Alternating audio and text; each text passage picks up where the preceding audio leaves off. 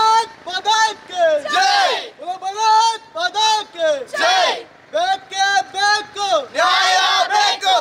ABVP जिंदाबाद जिंदाबाद बोलो जिंदाबाद। एबीवीपी जिंदाबाद। बेके बेको न्याय बेको। बेके बेको न्याय बेको। जिंदाबाद बोलो जिंदाबाद। एबीवीपी जिंदाबाद जिंदाबाद बोलो जिंदाबाद। एबीवीपी जिंदाबाद। भारत माता की जय।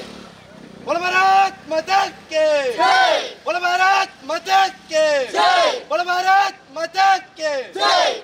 ಕುದಿಯದ ರಕ್ತ ರಕ್ತವೇ ಅಲ್ಲ, ಕುದಿಯದ ರಕ್ತ ರಕ್ತವೇ ಅಲ್ಲ, ಮಿಡಿದ ಹೃದಯ ಹೃದಯವೇ ಅಲ್ಲ, ಮಿಡಿಯದ ಹೃದಯ ಹೃದಯವೇ ಅಲ್ಲ. ದೇಶಕ್ಕಾಗಿ ಬದುಕದ ಬದುಕು, ದೇಶಕ್ಕಾಗಿ ಬದುಕದ ಬದುಕು, ದೇಶಕ್ಕಾಗಿ ಬಾಳದ ಬದುಕು, ದೇಶಕ್ಕಾಗಿ ಬಾಳದ ಬದುಕು. ಬದುಕೆ ಎಲ್ಲ ನರಕವದು, ಬದುಕೆ ಎಲ್ಲ ನರಕವದು, ಬದುಕೆ ಎಲ್ಲ ನರಕವದು, ಬದುಕೆ ಎಲ್ಲ ನರಕವದು. ಬಲ ಭಾರತ್ ಮಾತಾ ಕಿ ಜೈ. ಬಲ ಭಾರತ್ ಮಾತಾ ಕಿ ಜೈ. ಬಲ ಭಾರತ್ ಮಾತಾ ಕಿ ಜೈ. ರಕ್ತ ರಕ್ತವೇ ಅಲ್ಲ, ಮಿಡಿಯದ ಹೃದಯ ಹೃದಯವೇ ಅಲ್ಲ, ಮಿಡಿಯದ ಹೃದಯ ಹೃದಯವೇ ಅಲ್ಲ. ದೇಶಕ್ಕಾಗಿ ಬಾಳದ ಬದುಕು, ದೇಶಕ್ಕಾಗಿ ಬಾಳದ ಬದುಕು, ದೇಶಕ್ಕಾಗಿ ಮಿಡಿಯದ ಬದುಕು, ದೇಶಕ್ಕಾಗಿ ಮಿಡಿಯದ ಬದುಕು. ಬದುಕೆ ಅಲ್ಲ ನರಕವದು, ಬದುಕೆ ಅಲ್ಲ ನರಕವದು. ಭಾರತ ಇದುವರೆಗೆ ಯಾವ ಇತಿಹಾಸವನ್ನ ಹೊಂದ್ಕೊಂಡಿದೆ ಅಂತ ಹೇಳಿದ್ರೆ ಅಲ್ಲಿ ಸಮಾಜದಲ್ಲಿ ಪ್ರತಿಯೊಂದು ಕ್ಷೇತ್ರದಲ್ಲಾಗಿ ಆಗಿರಲಿ ಮಹಿಳೆಯನ್ನ ತಾಯಿಯ ರೂಪದಲ್ಲಿ ನೋಡ್ತಾ ಬಂದಿದೆ. ಭಾರತ ಮಾತೆಯನ್ನೇ ಭಾರತೀಯನ್ನೇ ತಾಯಿಯಾಗಿ ಪೂಜಿಸ್ಕೊಂಡು ಬಂದಿರುವಂಥ ಒಂದು ಸಮಾಜ ನಮ್ಮದು. ಹಾಗಿರುವಂಥ ಸಂದರ್ಭದಲ್ಲಿ ತೀರಾ ವಿಕೃತಿ ಕೆಲಸವನ್ನ ಇವತ್ತೊಬ್ಬ ಕಟುಕ ಮಾಡ್ಕೊಂಡು ಹೋಗಿದ್ದಾನೆ.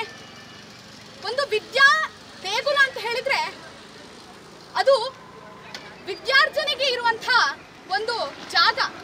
ಅಂಥ ಪವಿತ್ರ ಪಾವನವಾಗಿರುವಂಥ ಜಾಗದಲ್ಲಿ ಒಂದು ನೀಚ ಕೃತ್ಯವನ್ನ ಎಸಗ್ತಾರೆ ಅಂತ ಹೇಳಿದ್ರೆ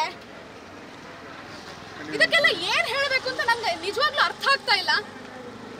ಅತ್ಯಂತ ಖೇದಕರವಾದಂಥ ಪರಿಸ್ಥಿತಿಯಲ್ಲಿ ನಾವಿದ್ದೇವೆ. ಒಂದು ಹೆಣ್ಣು ಮಗಳು ಸ್ವತಂತ್ರವಾಗಿ ಸ್ವ ಇಚ್ಛೆಯಿಂದ ಎಲ್ಲಿ ನಡ್ಕೊಂಡು ಹೋಗ್ಬೇಕು ಅಂತ ಸಮಾಜ ಏನ್ ಏರ್ಪಾಡಾಗಬೇಕು ನಮ್ಮ ಸುತ್ತ ಅದಿಂದು ಆಗ್ತಾ ಇಲ್ವಲ್ಲ ಅಂತ ಹೇಳುವಂತ ಒಂದು ತೀರಾ ದುಃಖವಾದಂಥ ಮನಸ್ಥಿತಿಯಲ್ಲಿ ನಾನಿದ್ದೇನೆ ಇವತ್ತು. ಆ ನಿಟ್ಟಿನಲ್ಲಿ ನಮ್ಮ ಸಂಘಟನೆ ಅಖಿಲ ಭಾರತೀಯ ವಿದ್ಯಾರ್ಥಿ ಪರಿಷತ್ ಇವತ್ತು ವಿದ್ಯಾರ್ಥಿನಿಯರನ್ನ ಸೇರಿಸಿಕೊಂಡು ಇವತ್ತು ಇಲ್ಲಿ ಪ್ರತಿಭಟನೆಯನ್ನ ಮಾಡ್ತಾ ಇದ್ದೇವೆ. ಆಸಿಡ್ ದಾಳಿ ಅಂತ ಹೇಳೋದು ಅದು ಬೇರೆ ಇನ್ನಿತರ ಘಟನೆಗಳಿಂದ ತೀರಾ ವಿಭಿನ್ನ. ಯಾಕೆಂತ ಹೇಳಿದ್ರೆ ಒಬ್ಬ ಹೆಣ್ಣು ಮಗಳ ಮೇಲೆ ಈ ಆಸಿಡ್ ಅಟ್ಯಾಕ್ ಆಗಿದೆ ಅಂತ ಹೇಳಿದ್ರೆ ಅವಳು ಇವತ್ತಿನ ದಿನದಿಂದ ಮುಂದೆ ಅವಳ ಭವಿಷ್ಯ ಪೂರ್ತಿ ಈ ಆಸಿಡ್ ಅಟ್ಯಾಕಿನಿಂದಾಗಿ ಅವಳು ನರಳಬೇಕಾದಂಥ ನಿಜವಾಗ್ಲೂ ಬೇಸರದ ಸಂಗತಿಯಲ್ಲಿ ಬೇಸರದ ಘಟನೆ ನಡೆದಿದೆ.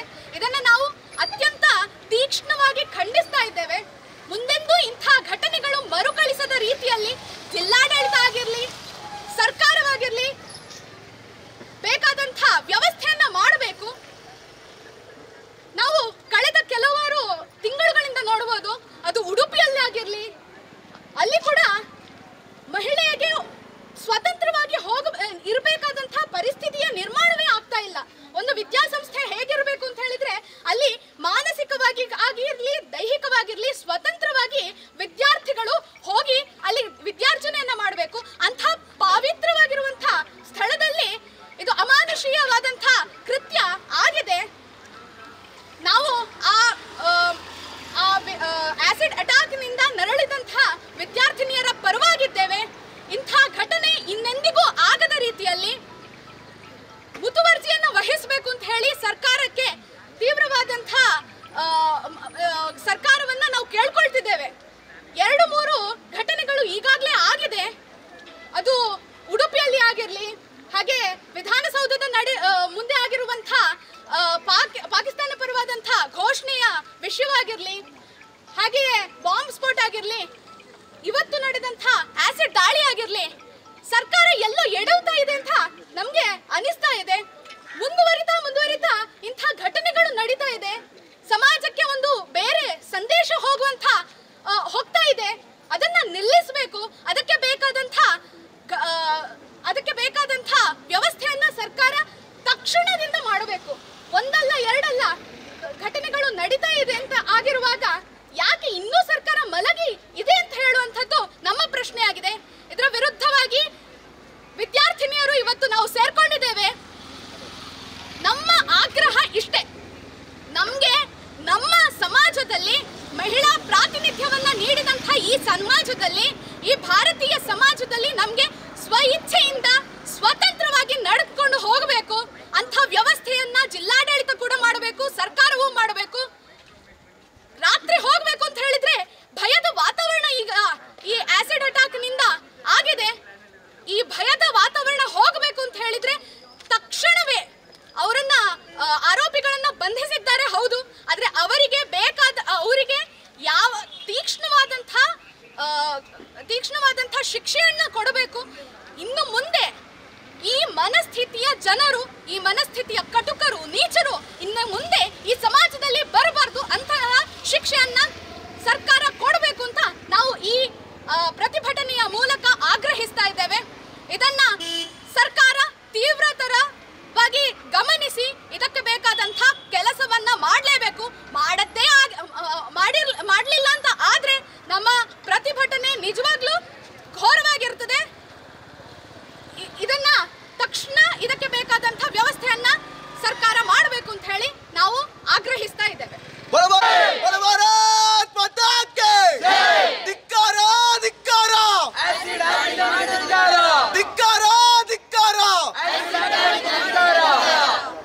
ಜೊತೆ ಎಲ್ಲರೂ ಜೋರಾಗಿ ಭಾರತ ಮಾತೆಗೆ ಜೈಕಾರ ಕೂಗೋಣ. ಎಲ್ಲರೂ ಕೈ ಮೇಲೆತ್ತಿ ಜೋರಾಗಿ ಘೋಷಣೆ ಕೂಗಿ. ಬೋಲೋ ಭಾರತ್ ಮಾತಾ ಕೆ ಜೈ, ಬೋಲೋ ಭಾರತ್ ಮಾತಾ ಕೆ ಜೈ. ಅಖಿಲ ಭಾರತೀಯ ವಿದ್ಯಾರ್ಥಿ ಪರಿಷತ್ ಪುತ್ತೂರು ಶಾಖೆ ವತಿಯಿಂದ ಈ ರಾಜ್ಯ ಸರ್ಕಾರದಲ್ಲಿ ಇವತ್ತು ಯಾರಿಗೆ ಸುರಕ್ಷತೆ ಇದೆ? ಬೆಂಗಳೂರಿನ ಯಾವುದೋ ಒಂದು ಕೆಫೆಯಲ್ಲಿ ಮುಕ್ತವಾಗಿ ಸಜ್ಜನರು ಹೋಗಿ ಉಪಹಾರವನ್ನು ಸೇವಿಸಿದ್ರೆ ಅಲ್ಲಿ ಬಾಂಬ್ ದಾಳಿ ಆಗುತ್ತೆ. ಕಾಲೇಜ್ ಕ್ಯಾಂಪಸ್ ಅಲ್ಲಿ ವಿದ್ಯಾರ್ಥಿನಿ ಕಾಲೇಜಿಗೆ ಹೋದ್ರೆ ಆಸಿಡ್ ದಾಳಿ ಆಗುತ್ತೆ. ಪೋಷಕರು ಯಾವ ಧೈರ್ಯದ ಮೇಲೆ ಕಾಲೇಜ್ಗಳಿಗೆ ವಿದ್ಯಾರ್ಥಿನಿಯರನ್ನು ತಮ್ಮ ಮಕ್ಕಳನ್ನ ಕಳಿಸ್ಬೇಕು ಅನ್ನತಕ್ಕಂಥ ಬಹಳ ದೊಡ್ಡ ಒಂದು ಯೋಚನೆ ಅವ್ರ ಮುಂದೆ ಇದೆ. ಅಂತ ಹೇಳಿದ್ರೆ ಬಹುಶಃ ಅದಕ್ಕೆ ಎಷ್ಟು ಪ್ರಾಮುಖ್ಯತೆ ಇದೆ ಅಂತೇಳಿ ನಿಮಗೆಲ್ಲರಿಗೂ ಕೂಡ ಗೊತ್ತಿದೆ. ಎಷ್ಟು ಕಷ್ಟಪಟ್ಟು ವಿದ್ಯಾರ್ಥಿನಿಯರು ಆ ಪರೀಕ್ಷೆಗೆ ಪ್ರಿಪೇರ್ ಆಗಿರ್ತಾರೆ, ಹಗಲಿರುಳು ನಿದ್ರೆಗೆಟ್ಟು ಓದಿರ್ತಾರೆ. ಆ ರೀತಿಯ ಒಂದು ಪರೀಕ್ಷೆಯಲ್ಲಿ ನಾರ್ಮ್ಸ್ ಇದೆ. ಒಂದು ಎಕ್ಸಾಮಿನೇಷನ್ ಸೆಂಟರ್ ಅಂತ ಹೇಳಿದ್ರೆ ಅಲ್ಲಿಯ 100 ಮೀಟರ್ ಆವರಣದಲ್ಲಿ ಯಾವುದೇ ರೀತಿಯಾಗಿರ್ತಕ್ಕಂಥ ಅನಧಿಕೃತ ವ್ಯಕ್ತಿಗಳಿಗೆ ಬರ್ಲಿಕ್ಕೆ ಅವಕಾಶ ಕೊಡಬಾರ್ದು ಅಂತಕ್ಕಂಥ ನಾಮ್ಸ್ ಇದೆ. ಯಾಕೆ ಶಿಕ್ಷಣ ಇಲಾಖೆ ಅದನ್ನ ಫಾಲೋ ಮಾಡಿಲ್ಲ? ಯಾಕೆ ಕಾಲೇಜ್ ಅದನ್ನ ಫಾಲೋ ಮಾಡಿಲ್ಲ? ಒಂದು ಕಾಲೇಜ್ ಅಂತ ಹೇಳಿದ್ರೆ ಅದು ಯಾವ ರೀತಿಯಾಗಿರ್ತಕ್ಕಂಥ ಅದು ಬಹುಶಃ ನಮ್ಮ ಕಾರ್ಯಕರ್ತರು ಇವತ್ತು ಕಡಬದಲ್ಲಿ ಅಲ್ಲಿಯ ಕಾಲೇಜಿಗೆ ವಿಸಿಟ್ ಮಾಡಿದ್ದಾರೆ, ಅಲ್ಲಿ ಕಾಲೇಜನ್ನು ನೋಡಿದ್ದಾರೆ. ಆ ಕಾಲೇಜಲ್ಲಿ ಕಾಂಪೌಂಡ್ ಇಲ್ಲ, ಆ ಕಾಲೇಜಲ್ಲಿ ಗೇಟ್ ಇಲ್ಲ, ಆ ಕಾಲೇಜಿಗೆ ನಾಯಿಯೂ ಬರ್ಬೋದು, ದನನೂ ಬರ್ಬೋದು, ಕೊಲೆಗಾರನೂ ಬರ್ಬೋದು, ರೇಪಿಸ್ಟ್ ಕೂಡ ಬರ್ಬೋದು. ಯಾವ ಸಮಾಜದಲ್ಲಿ ನಾವಿದ್ದೀವಿ? ಸ್ವಾತಂತ್ರ್ಯ ಬಂದು 75 ವರ್ಷಗಳಾಗಿದೆ. ಇವತ್ತು ಆರ್ಮಿಯಲ್ಲಿ ವಿದ್ಯಾರ್ಥಿನಿಯರು ಏರಲ್ಲಿ ಫ್ಲೈಟ್ಗಳನ್ನು ಹಾರಿಸ್ತಾ ಇದ್ದಾರೆ. ಅಂತ ವಾತಾವರಣ ಇದ್ರೆ ನಮ್ಮದೇ ಪಕ್ಕದ ತಾಲೂಕಿನಲ್ಲಿ ರಾಜ್ಯ ಸರ್ಕಾರದ ಅಡಿಯಲ್ಲಿರ್ತಕ್ಕಂಥ ಒಂದು PUC ಕಾಲೇಜ್ನಲ್ಲಿ ಕಾಂಪೌಂಡ್ ಇಲ್ಲ, ಗೇಟ್ ಇಲ್ಲ. ಬಹುಶಃ ನನಗನ್ಸುತ್ತೆ ನಮ್ಮ ಕಾರ್ಯಕರ್ತರು ಹೇಳಿದ್ರು ಅಲ್ಲಿ ಕಾಂಪೌಂಡ್ ಇದ್ದಿದ್ರೆ ಖಂಡಿತ ಆ ವ್ಯಕ್ತಿ ಒಳಗಡೆ ಹೋಗಕ್ ಆಗ್ತಿರ್ಲಿಲ್ಲ, ಆ ಕಾಲೇಜ್ನಲ್ಲಿ ಗೇಟ್ ಇದ್ದಿದ್ರೆ ಖಂಡಿತ ಆ ವ್ಯಕ್ತಿ ಒಳಗಡೆ ಹೋಗಕ್ ಆಗ್ತಾ ಇರ್ಲಿಲ್ಲ. ಇದು ಯಾರ ನಿರ್ಲಕ್ಷ್ಯ? ಪೊಲೀಸ್ ಇಲಾಖೆಯ ನಿರ್ಲಕ್ಷ್ಯವಾ ಅಥವಾ DDPU ನಿರ್ಲಕ್ಷ್ಯವಾ? ಒಂದು ಎಕ್ಸಾಮಿನೇಷನ್ ಸೆಂಟರ್ ಅಂತ ಹೇಳಿದ್ರೆ ಅಷ್ಟು ಡಿಸಿಪ್ಲಿನ್ಡ್ ಆಗಿ ಯಾಕೆ ಇವರು ಕ್ರಮವನ್ನು ತಗೊಂಡಿಲ್ಲ, ನಾಮ್ಸ್ ಅನ್ನು ಯಾಕೆ ಫಾಲೋ ಮಾಡಿಲ್ಲ ಎನ್ನುವಂತ ಆತಂಕಕಾರಿ ಪ್ರಶ್ನೆ ಇವತ್ತು ನಮ್ಮ ಮುಂದೆ ಆಗ್ತದೆ. ಯಾವುದೋ ಒಬ್ಬ ಮೂರನೆಯ ವ್ಯಕ್ತಿ ಒಂದು ಕಾಲೇಜ್ ಕ್ಯಾಂಪಸ್ ಒಳಗಡೆ ಡೈರೆಕ್ಟ್ ಆಗಿ ಆಸಿಡ್ ಅನ್ನ ಇಟ್ಕೊಂಡು ಹೋಗ್ತಾನೆ ಅಂತ ಹೇಳಿದ್ರೆ ನಾಳೆ ಆ ವ್ಯಕ್ತಿ ಬಾಂಬ್ ಇಟ್ಕೊಂಡು ಹೋಗ್ಬೋದು ಅಥವಾ ಗನ್ ಇಟ್ಕೊಂಡು ಕಾಲೇಜ್ ಹೋಗ್ಬೋದು. ಯಾವ ಧೈರ್ಯದ ಮೇಲೆ ವಿದ್ಯಾರ್ಥಿಗಳು ಕಾಲೇಜ್ ಕ್ಯಾಂಪಸ್ ಕಡೆ ಹೋಗ್ಲಿಕ್ಕೆ ಸಾಧ್ಯ ಆಗುತ್ತೆ? ಸೊ ಇದರ ವಿರುದ್ಧ ವಿದ್ಯಾರ್ಥಿ ಪರಿಷತ್ತು ಹೋರಾಟವನ್ನ ನಡೆಸ್ತಾ ಇದೆ. ನಾಳೆ ಕೂಡ ಎಲ್ಲಿ ಘಟನೆ ಆಗಿದೆ ಆ ಸ್ಥಳದಲ್ಲಿ ವಿದ್ಯಾರ್ಥಿ ಪರಿಷತ್ ಹೋರಾಟವನ್ನ ಮಾಡ್ತಾ ಇದೆ. ವಿದ್ಯಾರ್ಥಿ ಪರಿಷತ್ತಿನ ಆಗ್ರಹ ಬಹಳ ಸ್ಪಷ್ಟವಾಗಿದೆ. ಶಿಕ್ಷಣ ಇಲಾಖೆ ಅಥವಾ DDPU ನೇತೃತ್ವದಲ್ಲಿ ಇಡೀ ದಕ್ಷಿಣ ಕನ್ನಡ ಜಿಲ್ಲೆಯ PUC ಕಾಲೇಜ್ಗಳ ಸರ್ವೆ ಆಗಬೇಕು. ಯಾವ ಕಾಲೇಜಲ್ಲಿ ಕಾಂಪೌಂಡ್ ಇಲ್ಲ, ಯಾವ ಕಾಲೇಜ್ ಗೇಟ್ ಇಲ್ಲ, ಅಲ್ಲಿ ಕಾಂಪೌಂಡ್ ನಿರ್ಮಾಣ ಆಗಬೇಕು, ಅಲ್ಲಿ ಗೇಟ್ ನಿರ್ಮಾಣ ಆಗಬೇಕು. ಯಾವುದೋ ಒಂದು PUC ಕಾಲೇಜಿಗೆ ಯಾವುದೋ ಒಬ್ಳು ವಿದ್ಯಾರ್ಥಿನಿ ಹೋಗ್ತಾ ಇದ್ದಾಳೆ ಅಂತ ಹೇಳಿದ್ರೆ ತಾನು ಸುರಕ್ಷಿತವಾಗಿ ಕಾಲೇಜಿಗೆ ಹೋಗ್ತಿದ್ದೀನಿ ಅಂತಕ್ಕಂಥ ಭಾವನೆ ಕಟ್ಟ ಕಡೆಯ ವಿದ್ಯಾರ್ಥಿನಿಗೆ ಬರಬೇಕು. ಅಲ್ಲಿ ತನಕ ವಿದ್ಯಾರ್ಥಿ ಪರಿಷತ್ ಹೋರಾಟವನ್ನು ನಿಲ್ಲಿಸಲ್ಲ. ಯಾವ ವಿಕೃತ ಮನಸ್ಥಿತಿಯ ಘಟನೆ ಆಗಿದೆ ಸ್ನೇಹಿತರೆ, ಸುಮ್ಮನೆ ಆಲೋಚನೆಯನ್ನ ಮಾಡಿ ಬಾಳಿ ಬದುಕಬೇಕಾಗಿರ್ತಕ್ಕಂಥ ವಿದ್ಯಾರ್ಥಿ ಅನೇಕ ಆಸೆಗಳಿರುತ್ತೆ. ಯಾವ ರೀತಿ ಮಾನಸಿಕವಾಗಿ ಕುಗ್ಗತಕ್ಕಂಥ ಒಂದು ಸನ್ನಿವೇಶ ನಿರ್ಮಾಣ ಆಗುತ್ತೆ. ಈ ಘಟನೆ ಮರುಕಳಿಸಬಾರದು ಅಂತ ಹೇಳಿದ್ರೆ ಪೊಲೀಸ್ ಇಲಾಖೆ ಅತ್ಯಂತ ಕಠಿಣ ಕ್ರಮವನ್ನ ತಗೊಬೇಕು. ನಿರ್ಮಾಣದಲ್ಲಿ ಪ್ರತಿಯೊಬ್ಬರ ಪಾತ್ರ ಇದೆ. ಅದರಲ್ಲಿ ಸಜ್ಜನರ ಪಾತ್ರ ಇದೆ, ಸಾರ್ವಜನಿಕರ ಪಾತ್ರ ಇದೆ, ಇಲಾಖೆಯ ಪಾತ್ರ ಇದೆ, ಕಾಲೇಜಿನ ಪಾತ್ರ ಕೂಡ ಇದೆ. ಸೊ ಆಸಿಡ್ ದಾಳಿಯಂತಹ ಪ್ರಕರಣಗಳು ಈ ಸಮಾಜದಲ್ಲಿ ಮುಂದೆ ನಡಿಬಾರ್ದು. ಆ ರೀತಿಯಾಗಿರ್ತಕ್ಕಂಥ ಕ್ರಮವನ್ನ ಜಿಲ್ಲಾಡಳಿತ ತಗೊಬೇಕು, ಪೊಲೀಸ್ ಇಲಾಖೆ ತಗೊಬೇಕು, ಎಲ್ಲ ಶಿಕ್ಷಣ ಸಂಸ್ಥೆಗಳು ಕೂಡ ತಗೊಬೇಕು ಅಂತಕ್ಕಂಥ ಆಗ್ರಹವನ್ನ ವಿದ್ಯಾರ್ಥಿ ಪರಿಷತ್ ಹೋರಾಟದ ಮೂಲಕ ವ್ಯಕ್ತಪಡಿಸುತ್ತೆ.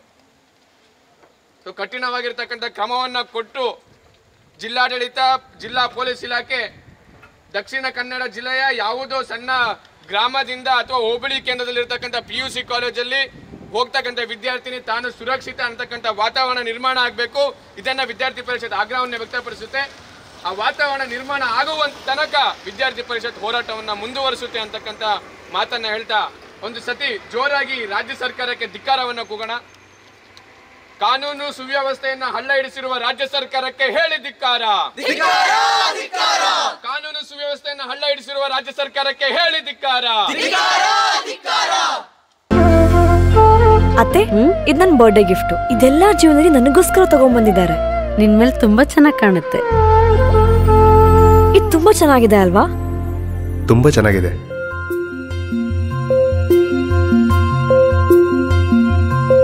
It will look really good on you. Amma? Huh? Mother is always son's first love.